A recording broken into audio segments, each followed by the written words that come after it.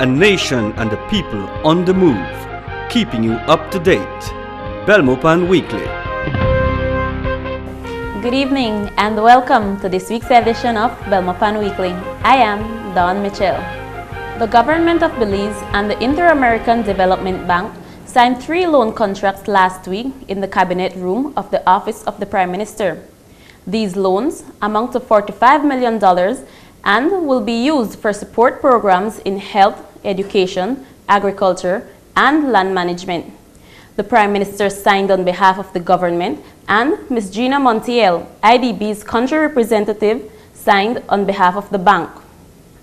Sitting at the head table as witness for the government of Belize was the Deputy Prime Minister and Minister of Natural Resources, Honorable Gaspar Vega.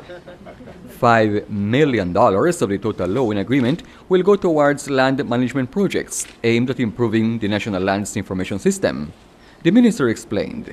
The loan is basically for land management, the land management program, which is actually the 3rd phase of land management because we've had 2 prior to this one. And what that really means is that we will be able to register more areas in the country of Belize. And the way that assists us is that it would eliminate space for as many errors as what has been committed, especially of lately, where there's been a lot of transactions in land.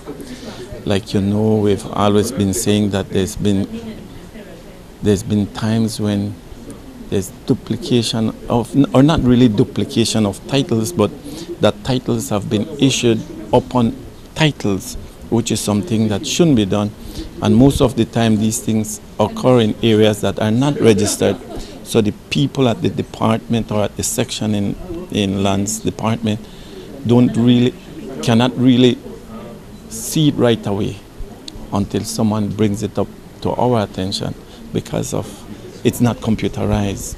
Also, it's going to help with the land folio in that we will be able to extend our land folio to all sections in the ministry or in the lands department, and also extend it to the districts so that the people, like let's say people from PG that have to get up 3 o'clock in the morning to come to Belmopan just to check on something on their land, they won't have to do that anymore.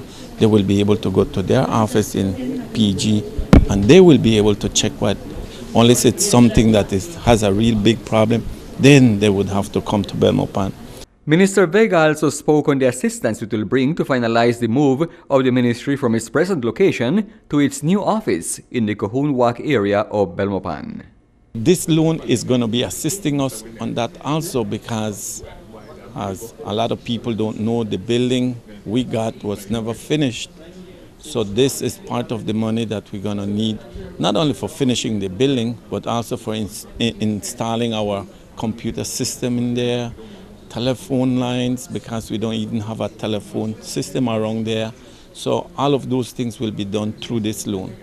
Also at the signing, Prime Minister Barrow expressed his gratitude to the bank, and he indicated that this was evidence of the continued support Belize has gained from international financial institutions. So altogether, it's been, I think, an exercise that, of course, has now borne fruit. And I certainly want to express my gratitude to you and through you to the President for the assistance in seeing this through. Thank you very much. This was also evident a couple of weeks ago with the visit of the Executive Director and the Caribbean representative for the World Bank, Mr. Sam Watson. I think the bank is very excited to be re-engaged with Belize. I think the relationship is progressing.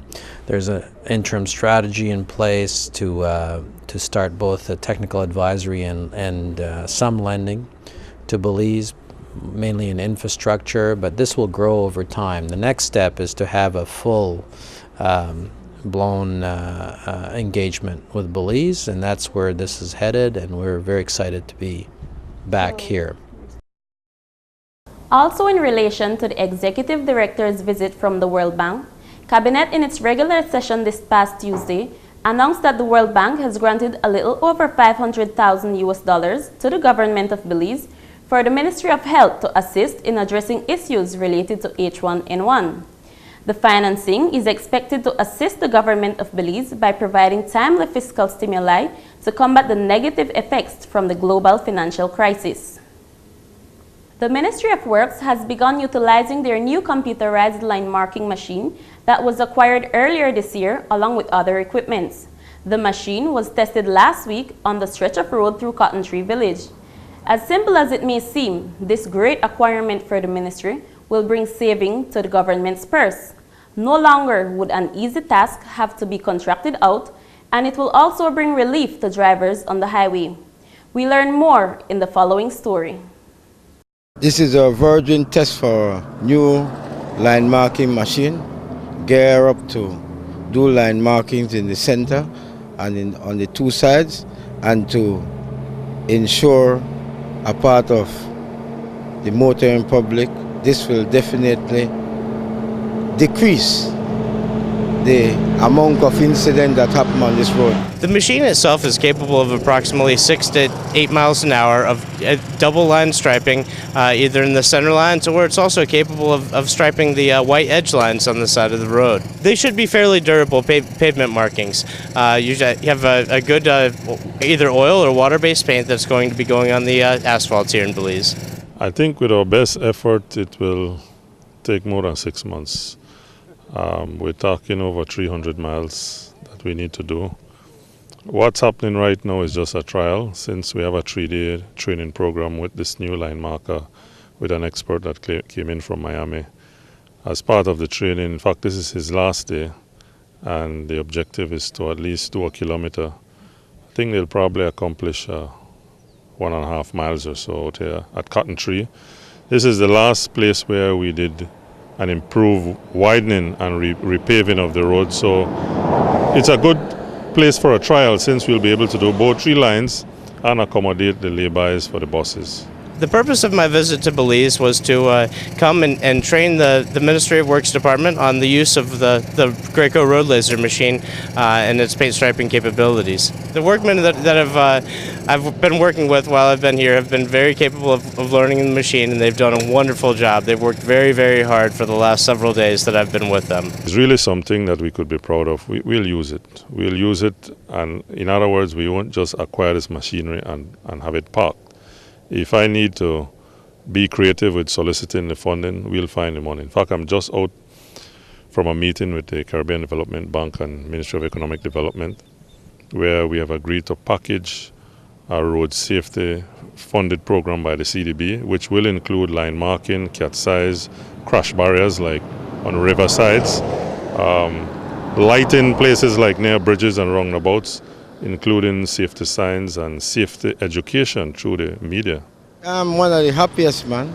I sure that I did everything humanly possible, including, if you see, we brought in an international person from Miami to train all people to use the line marking machine. I think it is very important. I am the happiest man. I think also the Prime Minister is the happiest man who support a project like this, who found the money to do a project like this. And I think that it's long awaited, and the motoring public well deserve this kind of service.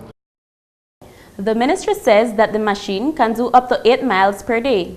The minister is confident that they can line mark the entire country.